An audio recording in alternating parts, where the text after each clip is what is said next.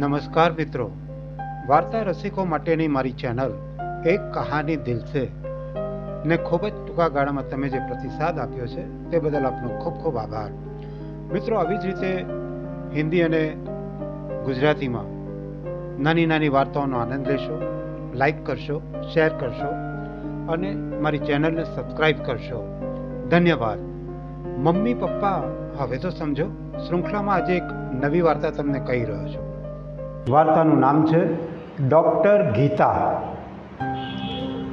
મિત્રો, અમદાવાદમાં વસ્ત્રાપુર નજીક એક નાનકડી સોસાયટીમાં એક ખૂબ જ સામાન્ય મધ્યમ વર્ગનું કુટુંબ રહેતું હતું, જેમાં ગોવર્ધનભાઈ સાથે તેમના પત્ની કાંતાબેન અને ધોરણ 5માં ભણતી તેમની લાડલી દીકરી ગીતા.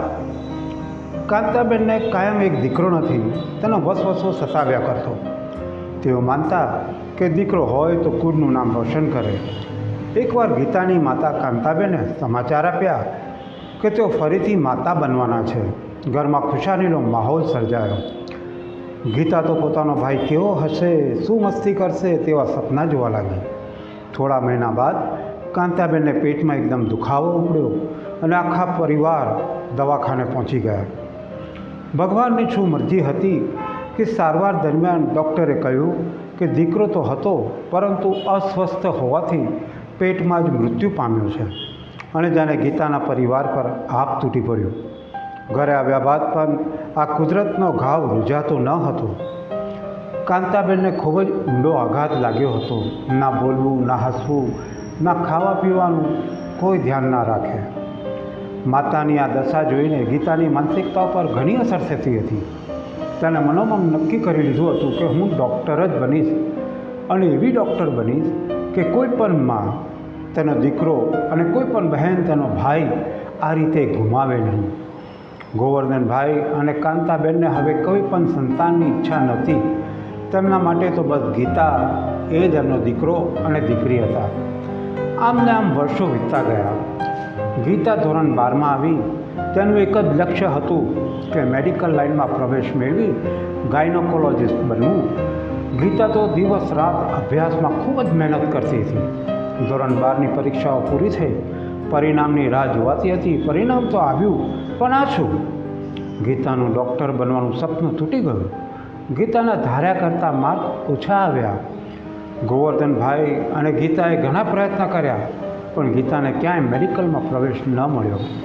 જીવનના સપના, જીવનના લક્ષ્ય, આખરે જીવન નિરર્થક બની ગયું. ગીતા આખી રાત વિચાર્યા કરતી કે હવે હું શું કરું. અચાનક ગીતાને મનમાં એક વિચાર આવ્યો કે મેડિકલમાં પ્રવેશ ના મળ્યો તો કાંઈ વાંધો નહીં, હું ડૉક્ટર નહીં તો સારામાં સારી નર્સ બનીને બતાવીશ. ગીતાએ જીએનએમમાં એડમિશન લીધું અને લગભગ 3 વર્ષના જીએનએમના કોર્સ કર્યા બાદ એક મોટામાં મોટી મેટર્નિટી હોસ્પિટલમાં નોકરી કરવાની શરૂઆત કરી.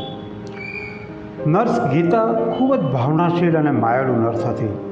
ગીતા દરેક પ્રેગ્નન્ટ સ્ત્રીઓનું એટલું બધું ધ્યાન રાખતી કે દવાખાનામાં એના વગર કોઈ દવા પણ ના લે. ગીતાને તેના બાળપણના બનાવોનું કાયમ સ્મરણ થયા કરતું. તે જ્યારે કોઈ છોકરાનો જન્મ થાય ત્યારે પોતાના ભાઈનો જન્મ થયો હોય તેમ ખુશ થઈ જતી. આ નર્સની નોકરીની સાથે સાથે ગીતા પોતાનું જ્ઞાન વધારવા દરરોજ રાત્રે ગાયનેક ડૉક્ટરોના અભ્યાસક્રમની પુસ્તકો વાંચતી. અને તેથી જ ગીતાનું જ્ઞાન એટલું બધું પાવરફુલ થઈ ગયું હતું કે કોઈ પણ પ્રેગ્નન્ટ સ્ત્રીને કંઈ પણ મુશ્કેલી હોય તો તરત જ તેના ઉપચારનું માર્ગદર્શન પણ આપતી. અભ્યાસના આધારે ગીતા ભલે ડૉક્ટર ન હતી, પરંતુ તેની પ્રેગ્નન્ટ સ્ત્રીઓ પ્રત્યેની સેવા અને લગાવના આધારે દરેક નર્સોમાં તેનું સ્થાન ખૂબ જ ઊંચું હતું. સમય હંમેશા સરખો નથી હોતો. સારા માણસોને પ્રભુ હંમેશા અનેક તક આપતા હોય છે અને તેવું ગીતા સાથે પણ બન્યું. એકવાર એક બહેનનું પ્રસૂતિનું ઓપરેશન થઈ રહ્યું હતું. હોસ્પિટલના મુખ્ય ડૉક્ટર મજમુદાર આ સિઝરિંગ ઓપરેશન કરતા હતા. ઓપરેશન કરતાં તેમનું ધ્યાન ક્યાંક બીજે ગયું અને ચાલુ ઓપરેશનમાં મુશ્કેલીઓ ઊભી થઈ. એવામાં તરત જ ગીતાએ જોરદાર ગુસ્સાથી ડૉક્ટર મજમુદારને ધક્કો મારી પ્રેગ્નન્ટ સ્ત્રી પાસે પહોંચી ગઈ અને ઓપરેશન સફળ રીતે પાર પાડ્યું અને સાથે જ સુંદર મજાના બાળકનો જન્મ થયો. હોસ્પિટલના મુખ્ય ડૉક્ટર મજમુદારને તેમની ભૂલ સમજાઈ ગઈ હતી અને ખૂબ જ ગમગીન થઈને બોલ્યા, થેન્ક યુ ડૉક્ટર ગીતા.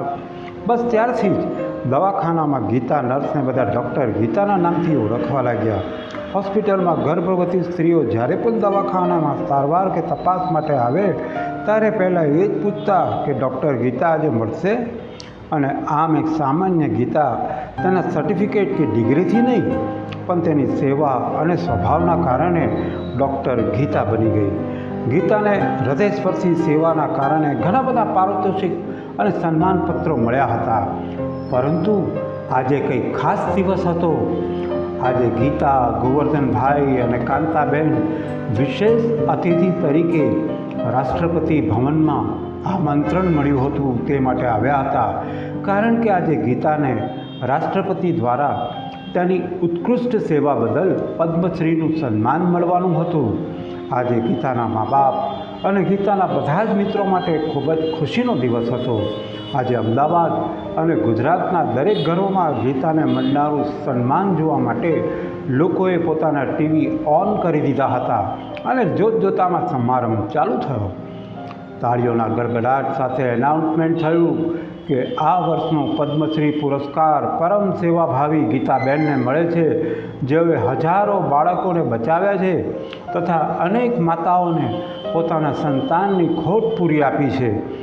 આ એનાઉન્સમેન્ટ પૂરું થાય તે પહેલાં જ તેની અધવચ્ચેથી જ રાષ્ટ્રપતિજી પોતે જ અચાનક એનાઉન્સમેન્ટ માઇક પાસે આવી ગયા અને બોલ્યા, આ એમનું નામ ગીતાબેન ના બોલશો, આ મહાન સેવિકાને ડૉક્ટર ગીતા કહીને સંબોધો.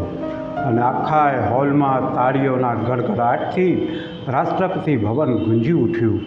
ગીતાનું આ સન્માન જોઈને કાંતાબેન તો રડતા રડતા ગીતાને એકદમ ભેટી પડ્યા અને તેમના મુખેથી હૃદયસ્પર્શી ઉદ્ગાર નીકળી ગયા, મારો શેર પુત્ર, મારો લાયન કિંગ, મારી ડૉક્ટર ગીતા, ધન્ય છે તને, તે અમારું કુળ રોશન કરી દીધું.